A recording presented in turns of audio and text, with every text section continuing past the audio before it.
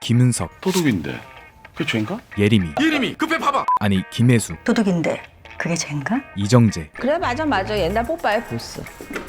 무슨 보스야? 파트너였지. 김수연, 그렇게 좋니? 아니 너 요새 무슨 향수 쓰나 해서. 김혜숙, 우리 관장님 돈 많아요? 오달수, 오케이 세웠어. 난 할게. 뭐라? 그리고 전지현,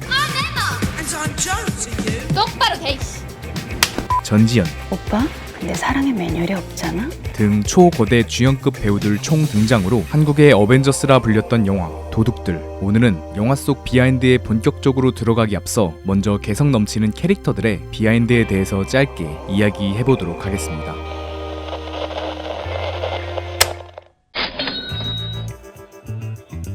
한국 도둑팀의 핵심 멤버로 미인계를 이용한 호구 등쳐먹기, 이따 봐. 잠입술, 줄타기 등을 담당하고 있는 캐릭터 예니콜은 돈에 대한 남다른 집착과 아 잠깐.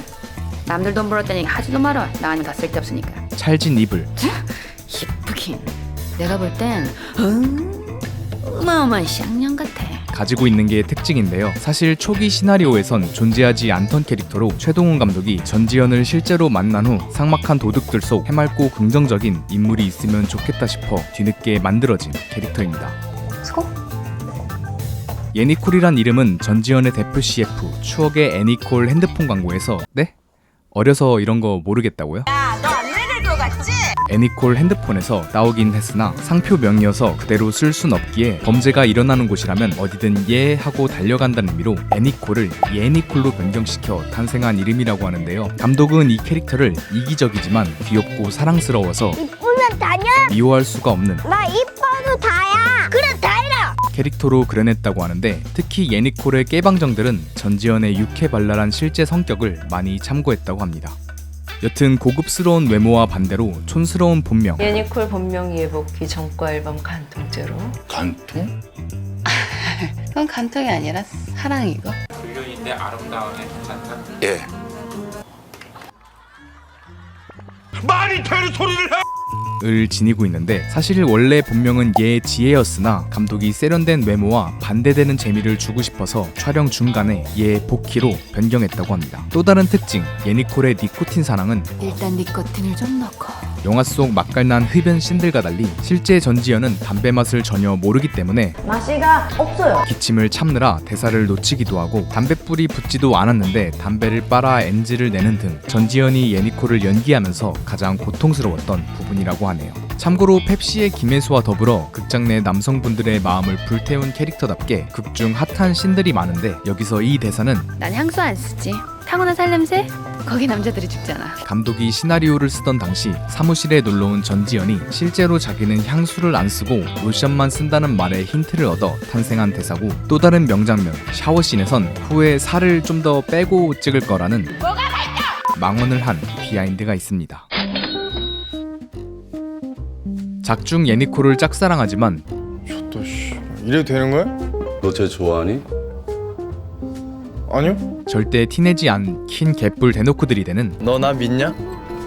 믿어야지 이런 상황에서. 그럼 혹시 너 나 사랑하냐? 잘생겼다고 진짜 막 던지네. 그래 다이라. 도둑들의 막내 잠파노의 김수현 같은 경우는 개봉 당시엔 이미 해품달로 대스타 계열에 등극한 상태였으나 촬영 시점까지만 해도 이제 막 이름을 알리기 시작한 유망주에 조금 더 가까웠기 때문에 분량도 적을 뿐더러 영화 시작 절반 만에 퇴장하는 안타까운 사태가 일어나는데요. 감독은 거대한 대선배들 사이에서 김수현이 주눅들어 연기를 못 펼칠까봐 굉장히 걱정했다고 하는데 오히려 자유롭게, 특히 키스신에서 야. 아니요, 이거 말고 이 키스신에서 좋다.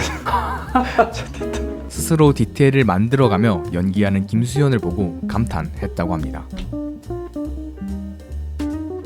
잠파노의 이름은 이탈리아 영화 길에서 안소니 퀸이 맡았던 잠파노란 캐릭터에게 따온 것으로 두 캐릭터 모두 사랑하는 여자를 향한 남성의 순수한 마음을 품고 있다는 공통점을 가지고 있다고 하네요. 오키야! 사랑해!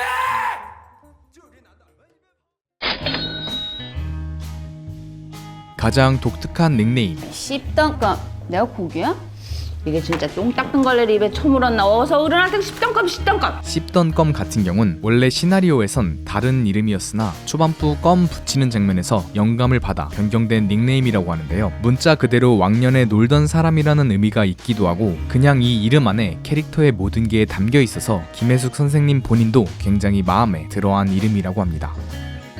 영화 속 도둑들 중에선 인간적인 면을 가장 많이 보여주고 있는데 이번 일만 끝나면 나도 좋은 남자 만나 결혼 아니고 동거로 그리고 세금도 막 내고 살고 싶고. 사실 이 대사는 최동훈 감독이 영화 속 가장 많이 고친 대사로 화려한 시절을 이미 보내고 난 뒤 도둑 이전의 평범한 인간으로서 느끼는 감정과 동시에 여자로서 남자에게 기대고 싶은 마음을 대사 한 줄로 표현하는 게 쉽지 않았다고 하네요. 극 중에선 예니콜의 어머니 같은 역할로 둘 간의 모녀 케미가 돋보이는데 좋아 그럼 가요.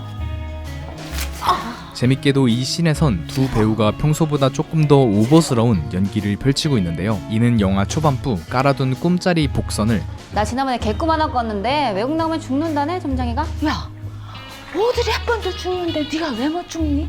같이 가자. 내가 꿈 잘 테니까. 진짜? 좋아 그럼.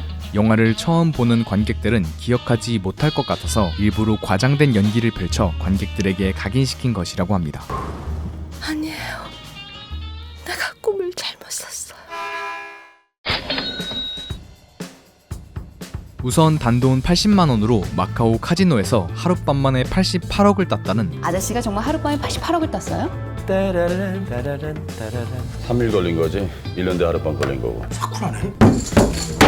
전설로 인해 붙여진 이름 마카오박은 드라마 왕농 일가의 쿠웨이트 박에서 모티브를 얻어 지어진 이름이라고 하는데요. 그에 반해 펩시는 영화 속에선 근데 별명이 펩시세요? 턱 쏘는 게 성격이 족 같은가 보지. 인 것과 다르게 최동훈 감독이 평소 김혜수를 혜수씨, 혜수씨, 펩시, 펩시라고 불렀었던 걸 영화에 차용한 것이라고 합니다. 흥미로운 건 당당히 펩시란 이름을 사용했음에도 영화 속엔 펩시가 아닌 코카콜라가 등장한다는 건데 원래는 펩시를 넣고 싶었지만 촬영지였던 마카오에서 당시 펩시를 팔지 않아서 어쩔 수 없이 코카콜라를 넣게 되었다고 합니다. 역시 콜라는 코카콜라. 맛있는 코카콜라. 두 배우 모두 전작의 타짜에서 워낙 강한 인상을 남겼기 때문에 이번 영화에서 캐릭터가 겹쳐지는 걸 염려했다고 하는데 김윤석은 마카오박이 아귀의 트레이드 마크였던 선글라스를 내가 빙다리 핫바지라 보이나 이 새끼야. 쓰고 있는 부분을, 김혜수는 타짜와 도둑들 모두 그녀의 첫 등장신이 감옥과 관련이 있다는 점을 걱정했다고 하는데요. 특히 김혜수는 펩시의 캐릭터가 정마담과 너무 겹친다는 이유로 처음엔 출연을 거부했었는데 최동훈 감독이 무조건 김혜수 아니면 절대 안 된다며 펩시의 시나리오를 수정하면서까지 그녀를 설득했다고 합니다. 이거 5천 원에 연을 끼워주고. 3초.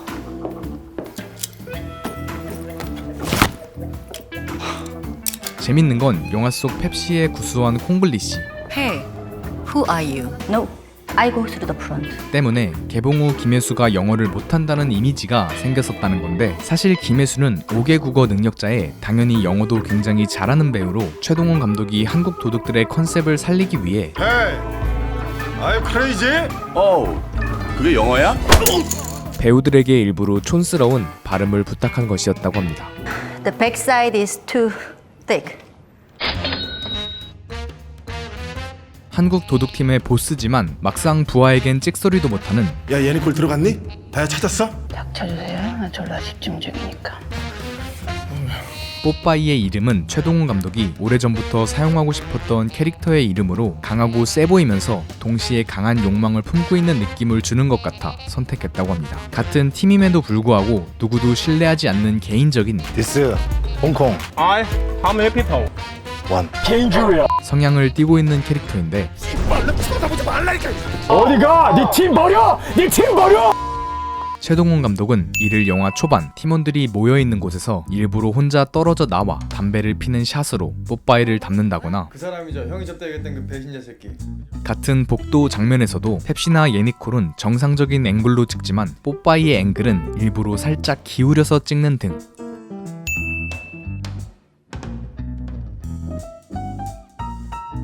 영화 초반부터 뽀빠이의 배신을 계속해서 간접적으로 암시해주고 있었다고 하네요.